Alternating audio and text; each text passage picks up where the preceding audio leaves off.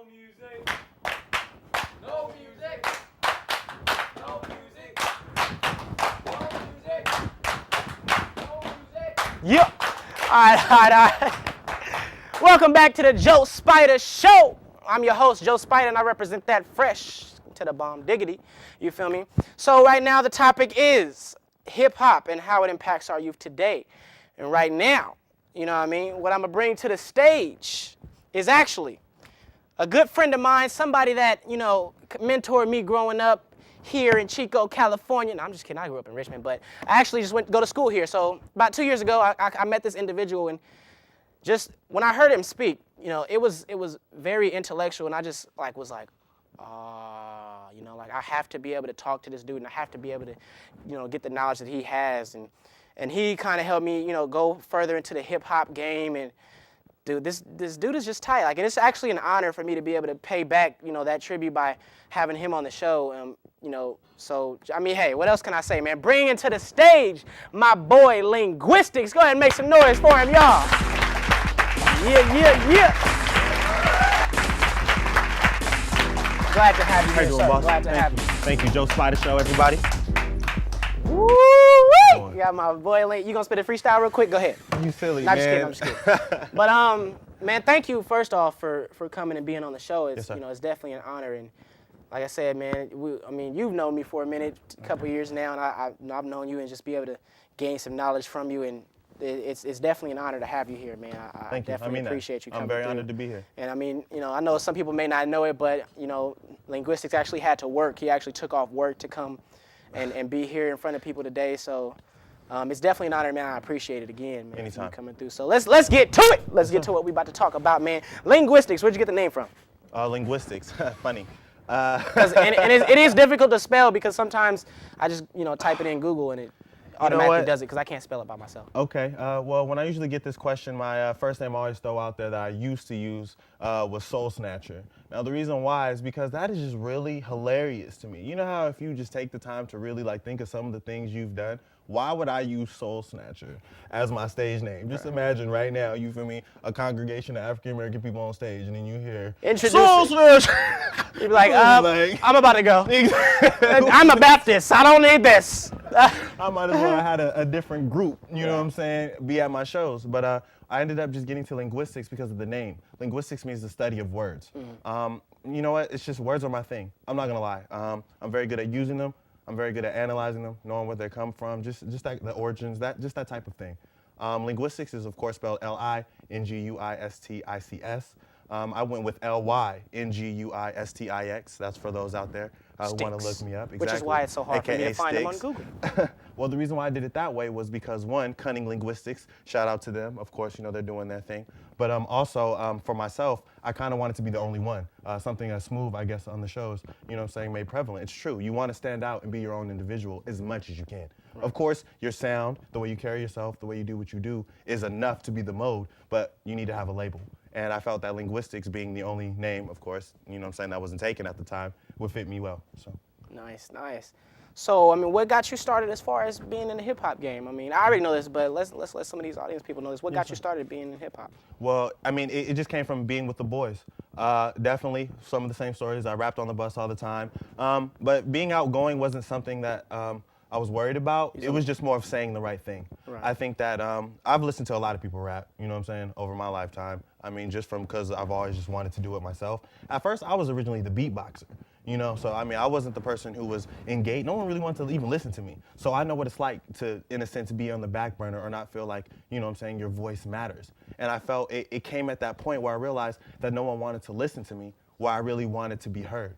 And I think that it started when my father had passed, I lived in Fontana at first, but because my mother was a single African-American woman, not able to pay the bills at the time by herself once my father had passed, we couldn't even purchase the place that we were renting, so we had to move. And when I went out to live in Rancho Cucamonga, we moved to an apartment. So going from a house to an apartment, you know what I'm saying, it's like the iPhone 4 to a Samsung, you know what I'm saying? You're gonna have your bitternesses, you feel me? And so carrying... Or My Touch, I got the My Touch. See, you're My Touch, excuse me. Shout out to My Touch, by the way, T-Mobile. You know, so you should get paid for that too. I should. But I did want to focus on my music. and I use my buddies, of course, freestyling was something that they love to do. I was just more of, I'd rather write it down, you know what I'm saying, be in my room, chill by myself. Because, I mean, no offense, like even Jay-Z stopped writing because he didn't want people peering in his book. And it's not that, like, at that time I cared about anyone reading my stuff because, I mean, my stuff is my stuff. No matter what, you could read anything, it's still going to be me to myself, you know what I mean? Exactly. Same way Eminem felt, he's like, you can't take these lines before I say it because it's me.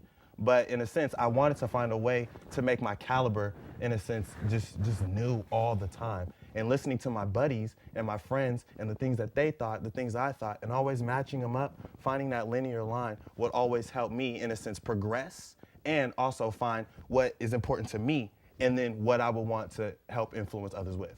Nice, nice. Clap it up, clap it up. Yeah, okay, very good. So how do you feel like hip hop had, what influence do you feel like hip hop had on you and your life, and how has it taken you, to the next level, or has it taken you, or has it, hindered you from doing anything, or what do you feel like? Yeah, you know what, hip hop it's a beautiful thing. It's almost like sports in a sense. Once again, not trying to name drop, but shout out to Drake, like you said, you know what I'm saying? It's just something that we should be thanking everyone for even participating. Exactly. Hip hop isn't easily done. There's people who don't have voices, who can't say anything at all, or don't know what to say, or even care to speak at all. And so, in a sense, of course, abusing my freedom of speech rights, I love hip hop. I love, in a sense, what it does stand for, down to the core, of course. But other than that, I mean, just hip hop, it's a movement, and I feel that everybody should experience it. So it's not even just something that I felt I could do by myself. I felt it was something I can give everyone. Right, right. So how do you feel like it's had, like, do you feel like it's had a negative or positive impact towards our youth now? You know what? I say it's had a positive. I can never tell someone what to do, ever, no matter how I feel, because the way I feel doesn't pertain to the way maybe that person feels. I think that was even explained earlier. And so when it comes to deciding what's positive and negative, it's just kind of what's assertive for you. I think for me, I like challenging both sides because I need both.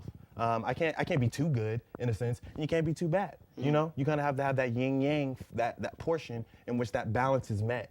And that's why, like, what we keep talking about is just kind of how everyone, it's negative on the surface, of course, but because they're role models and they're hustlers and they're strivers, I mean, no offense, I mean, even the Lord said that it's up to us, the man who carries his own, you know what I'm saying? And I can't, like you said, we can't be mad at anybody who's doing their thing. If that's how they made it, then that was just how they walked out the door. That doesn't mean who they'll be when they die. So it depends on your take and what you feel, but for me, I feel it's had both. And I think that it's not to matter whether it's positive or negative, but to understand that there will be both, and to cherish them both, and to value them both, not just one or the other.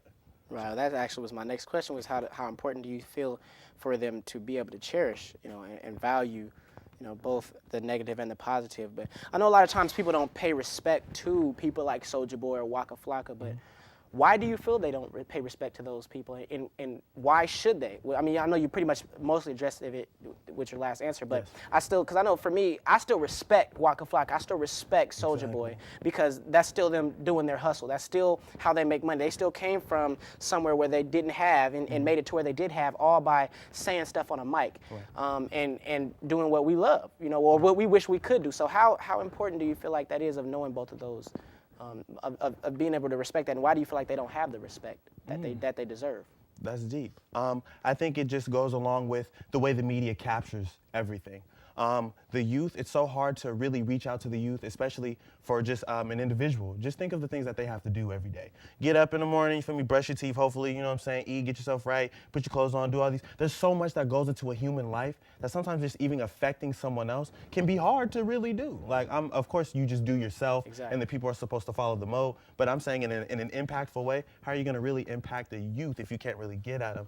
And so what you were saying is, I love how the media does at least portray something, because it's better than nothing at all. They don't have to give us a spot, a venue, a look. It's all about the opportunity in the end. And that's what the youth need to understand. It's not about if it's good or bad to me, in the sense, I just feel once you get the opportunity, okay, you're gonna have your seconds and your minutes. This is what you do. And then when you're done, then this is how we'll evaluate you. But as far as what you were asking me as well, I think that Waka Flocka and them, they do get tons of respect. They do. I mean, there's people who will go to their event, their shows right now. They'll throw $32 on, you feel me, seeing them do 4 songs, didn't even do all of them, and cut. Exactly. So it's just, I don't know, I guess it's because since it's something else to do, some people just don't mind following. You know what I mean? It's almost like a fad. I mean, Mohawks was in at one point. You know, everybody did that. Look at the 80s. The tight jeans where Eddie Murphy, I swear you can see that man's camel toe the whole dang time. And it was funny to us and it was weird to us now, but back then, everyone did it. Right. That was the mode. And so just times are gonna be changing. And I think that it's time that we, even the youth, we teach the youth that it's time to just step back and just be happy with what is happening and not always try to look to find the answer, because sometimes there's really no answer. Right. So, I mean, is there any upcoming events that you have going on or anything, as well as any shout-outs that you may want to give? Yes, sir. As far as any upcoming shows, Smooth said it earlier, me and him, we got some work we want to do together. Right now, I just got back from England in my heart still, so I'm taking the time to just kind of do my thing. Right. In a sense, I want to start speaking with Lost on Main, you know what I'm saying, get back in there. I love performing there. That was also, fun. you have Mars, Men Against Rape and Sexism, that you're actually the founder of that as well. So. Yes, sir. Shouts out to Jessica O'Donnell, by the way. She helped me get back into that. I actually restarted it. It was already a club on campus. It had died for a little bit. There was no one who was really stepping into that point. Now me and Dallas Madison are working on doing that together. He's actually doing some things right now. We're going to tidy that up hopefully for the next following year as a part of a club I'm in now. But as far as my shout-outs and things, I, of course, want to give a shout-out to the JoSpyda Show, Smooth, Malcolm, everybody for making it out. I want to, everybody who's helping you, you know what I'm saying, from Clinton on down, you know what I'm saying. Shouts out to everybody. Also to everyone in UK, EP1, big love, big love. I miss you guys. I can't wait. I'll talk to you tonight, Patrick. Other than that, I mean, shouts out to CSU Chico. It's been an honor being here, representing a school and being somewhere else, and still being able to do what I've done. It's definitely been a great opportunity. But I had a gift for you, so if my friend could come. Thank you, boss. It's Boston Cummings. For my sponsor. Nice. This is from Trucker. This is also from a local business in town, Luke Winter. And we want to, you know what I'm saying, give that to you and say thank you for allowing us to be here tonight. Thank you, thank you. I mean, let's clap it up one more time for Lynguistix. Thank you. Yeah. Man, thank you. I appreciate it. And I just want to thank everybody for coming out and being a part of this show. And you can check this out on YouTube. You can type in youtube.com/JoSpyda Show. That's JoSpyda. Do you have a Twitter you want to shout out? Or you know what, no man? Twitter? Just Google Facebook? Lynguistix, please. That's all I ask. The music's there. All the Facebook, Twitter, all that's there. Forum Spring, wherever you need me, I'm there.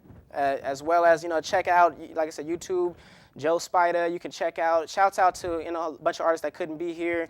IQ, Wildy Diamond, DJ Darkness, shouts to him, J Smooth, Ty Box, shouts out to actually my girlfriend Jennifer, who actually helped me find this studio. So, shouts to her as well. The youth.